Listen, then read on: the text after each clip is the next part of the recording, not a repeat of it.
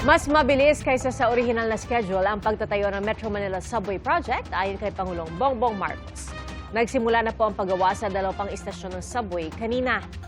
Saksi, si Bernadette Reyes.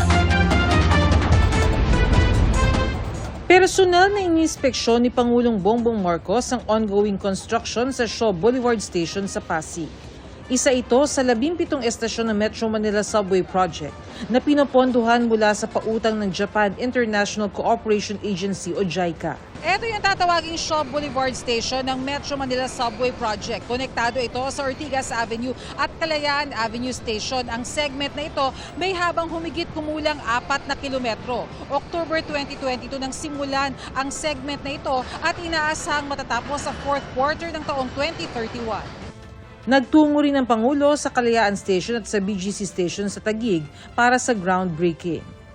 Bahagi niya ng pagbaon ng time capsule na tanda ng opisyal na pagsisimula ng konstruksyon. The progress is proceeding and the work is proceeding and we are very much on schedule. In fact, we are from the original timetable.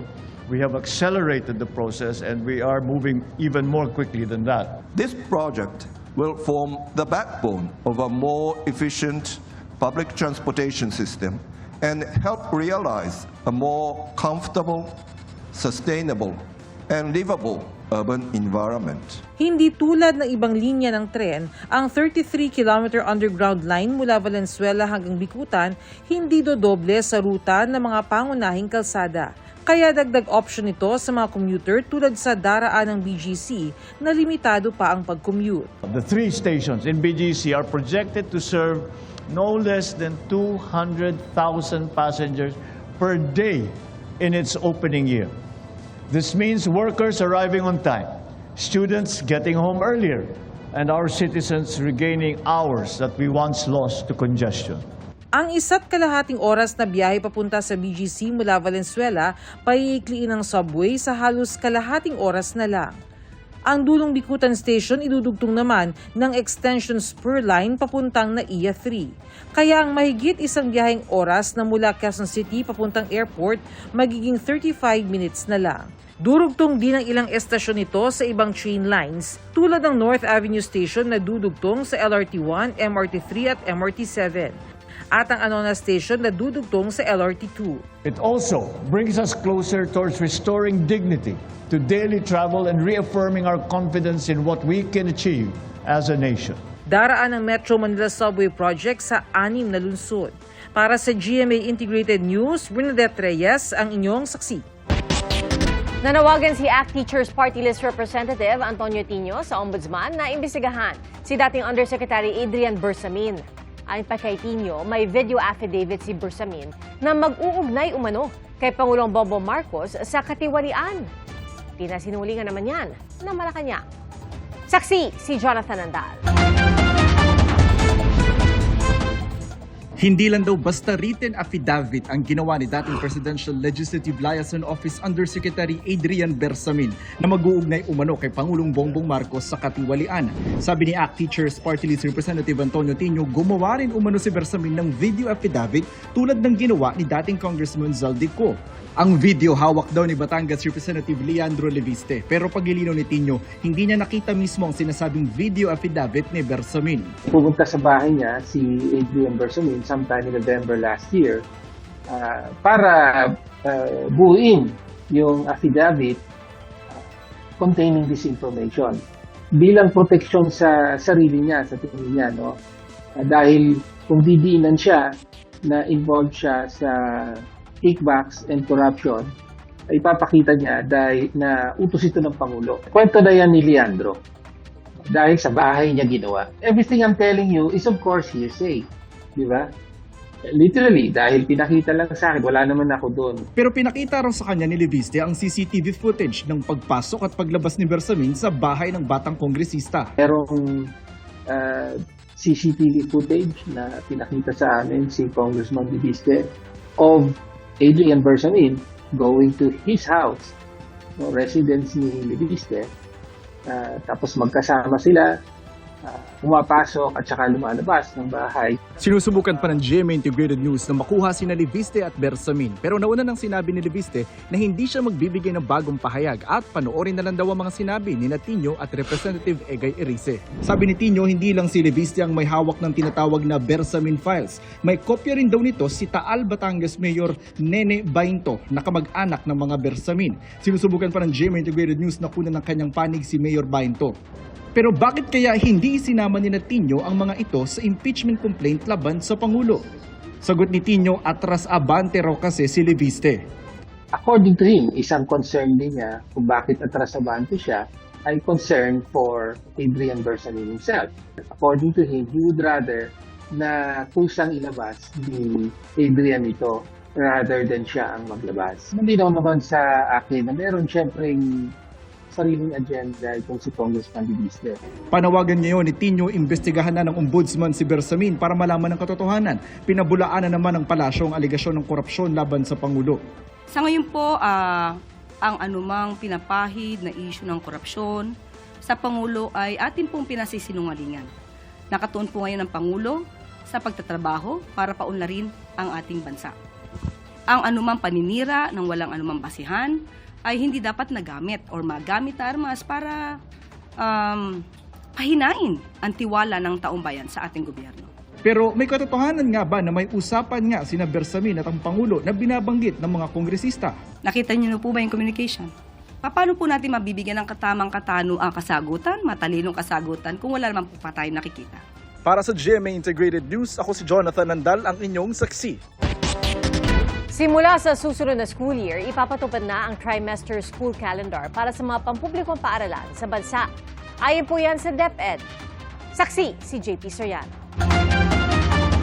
Abala sa flag of plate ceremony si Teacher Ronald nang abutan namin bago mag-uwian sa isang pampublikong paaralan dito sa Makati City.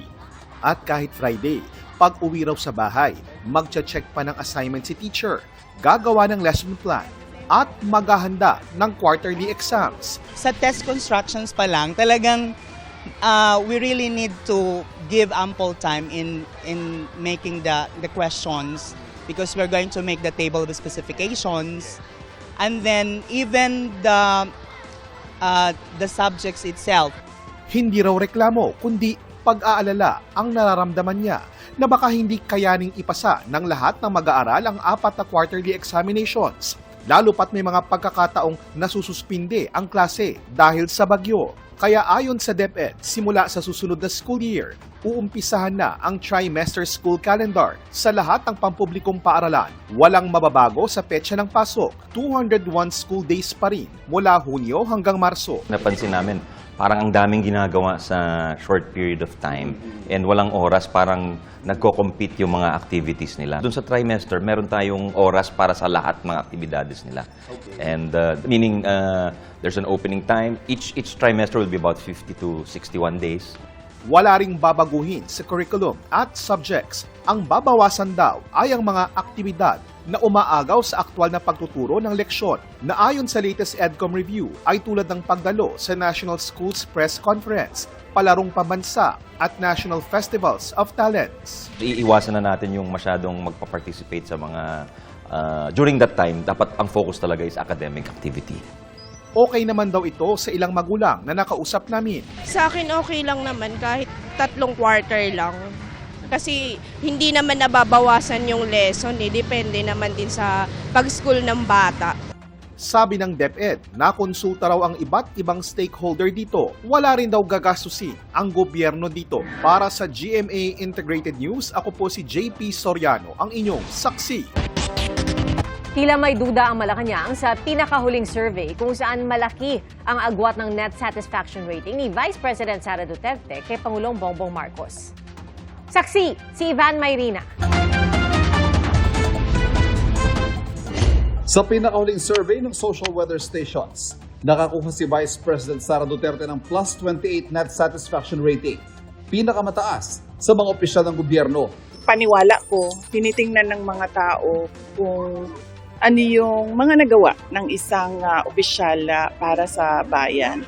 At doon din sila nagpapase sa kanilang pag-assess o pagbigay ng rating para sa isang opisyal ng bayan. Pero tila hindi matanggap na Malacanang ang resulta ng survey, lalo't naikukumpara ito sa negative 3 net satisfaction rating ni Pangulong Bongbong Marcos. Kaya tanong ni Palace Press Officer Undersecretary Claire Castro sa rating ng bise. Po ang susunod katanungan sa nagbumula ang rating na to, hinahanap din po namin.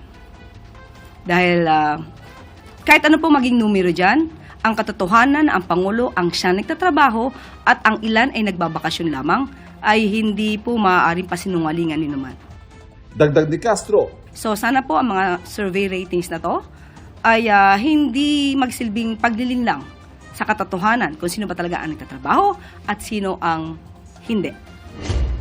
Hinihingan namin ang reaksyon dito si Duterte at ang SWS. May po na rin si Vice President Duterte sa lagay ngayon ng bansa nang tanungin tungkol sa 2028 presidential elections. Meron pa bang Pilipinas na pag-uusapan sa taong 2028? Lubog na tayo sa basura, sa baha, sa lahat ng economic indicators, kahit sa korupsyon, lubog na tayo. So, yun yung ikinakatakot ko na baka isang araw magising na lang tayo, wala nang maayos na gobyerno, magulo na ang bayan. Pinalagan niya na Malacanang. Masasabi natin ang Vice Presidente ay bulag.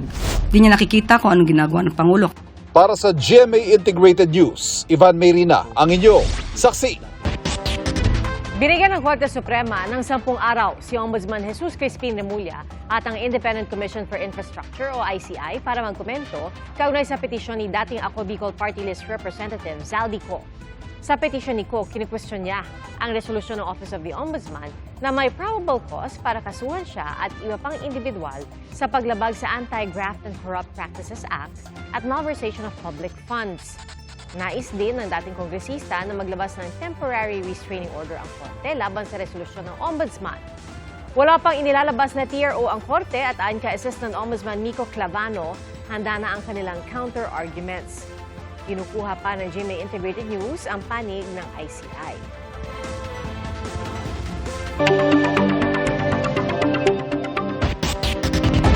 Ngayong digital age na, halos lahat pineflex na sa social media, pati na ang mga relasyon. Pero kailangan pa nga bang i-post yan? At bakit nga ba kahit malinaw ng red flag ang tao, napofall pa rin ang ilan? Yan po ang pinusuhan sa Barangay Saksi ni Jamie Santos.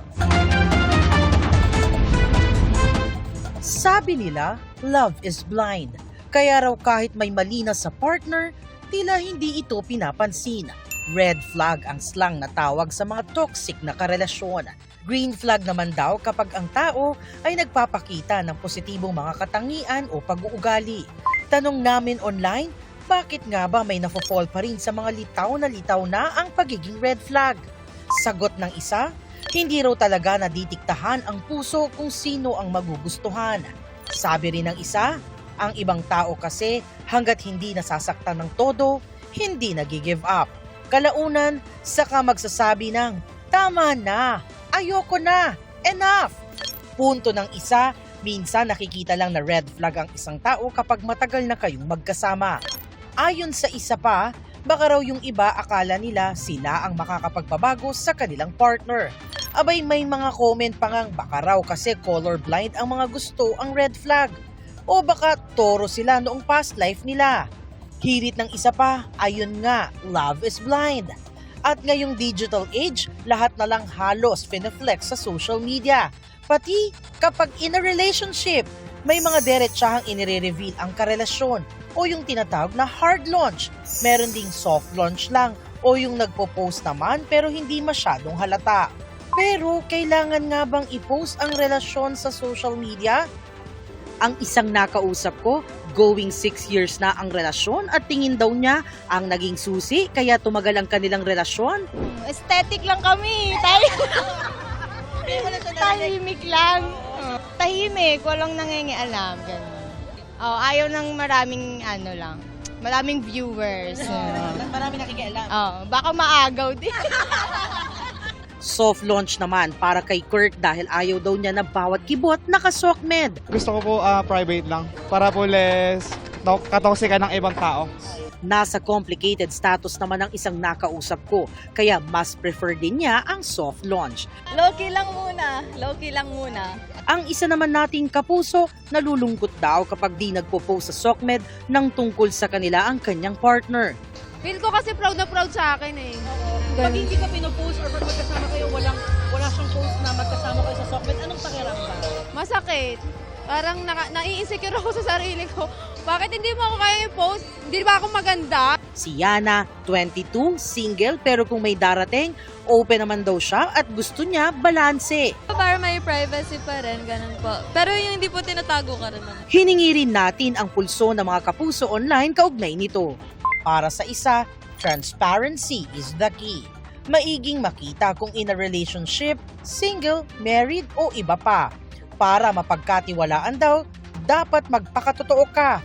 Ang isang netizen talaga namang ipinagmamalaki ang girlfriend sa social media. Mabait na raw, maganda pa. Sabi ng isa pa, okay lang na hindi i-post basta hindi niloloko. Paano naman kung gaya ng sabi ng isang comment na sweet sa social media pero behind the photo ay struggle pala? At ang isa pa, paano kung pagka-post bukas hiwalay na? Aray ko! Kaya mas maigi raw low-key para tahimik. Ang importante, nagmamahalan. Para sa GMA Integrated News, ako si Jamie Santos, ang inyong saksi. Mga kapuso, maging una sa saksi.